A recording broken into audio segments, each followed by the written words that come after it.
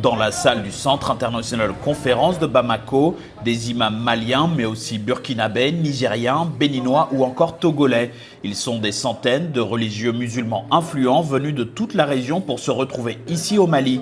Un seul sujet au menu, trouver des solutions pour lutter contre l'extrémisme violent, une initiative soutenue par les autorités politiques pour tenter de mettre fin à la crise qui secoue les pays sahéliens.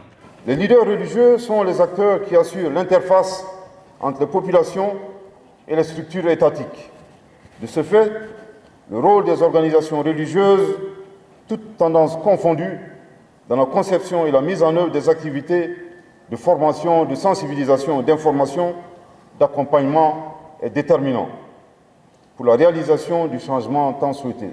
Depuis plus d'une décennie, le Sahel est confronté à la guerre et aux violences terroristes. Les religieux musulmans disent donc vouloir contribuer à la paix à leur façon.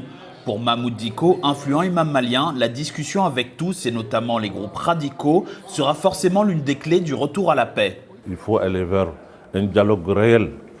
Parce que dialoguer avec quelqu'un, c'est le découvrir. C'est savoir qui il est, qu'est-ce qu'il veut, là où il veut aller. C'est le cerner.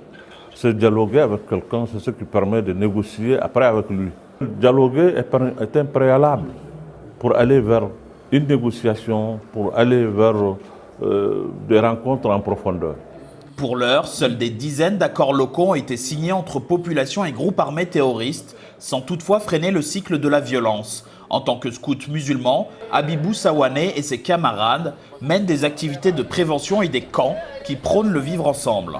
Et notre rôle, c'est la prévention contre les radicalismes religieux. Les mouvements scouts prônent la paix avec l'éducation et la formation de la jeunesse. Il faut faire accompagner les actions militaires par les actions de sensibilisation, les actions d'information, pour ne pas qu'on retombe dans les mêmes problèmes.